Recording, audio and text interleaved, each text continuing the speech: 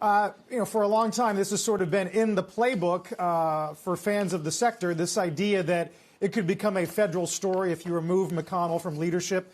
Is that too simple? Is that too glib? It's a start. It certainly drives sentiment, no question. And McConnell has been the one blocking legislation in the Senate, so a change there absolutely changes things. There's a couple key things that could come, including removal of the 280E penalty that doesn't allow deductions for tax purposes. It could improve access to capital, things that are clear positives. But it could also add regulation and a transformation of the industry that nobody knows what it might look like just yet.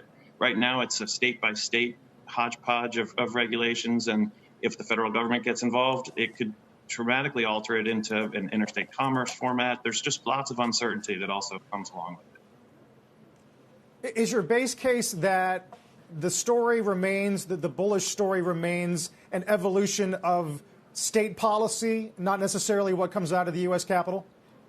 I think we're watching it. I think what's important is that there's a sentiment tailwind for sure, so we want to recognize that for the stocks. From an operating standpoint, it's also critical that some of these large U.S. operators have established businesses. The brands are still a bit of a work in process. It takes time to build brand equity, and certainly we don't really see one that's national or known and with a deep affinity or pricing power. That's where all these guys want to go.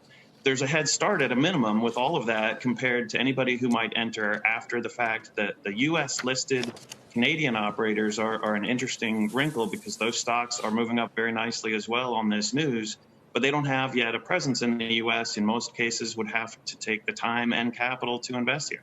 Okay, so Michael, let's dig into that just a little bit more then.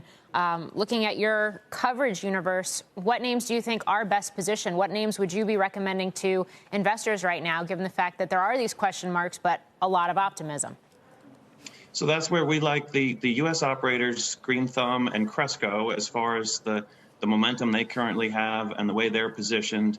But we also recognize that Canopy has a deal with Acreage, a little bit smaller U.S. operator relative to Cresco and Green Thumb, but would give it turnkey access to the United States. That separates it from the U.S.-listed Canadian operators. Are we going to see more consolidation? It's entirely possible. It's a very fragmented market, so we'll see consolidation of some kind. I don't know if it'll be necessarily the larger players joining together. It's probably more of them rolling up smaller ones, but there's all kinds of ways it could play out. It's a massively fragmented market, so over many years, absolutely more consolidation to come, no question. Shepard Smith here. Thanks for watching CNBC on YouTube.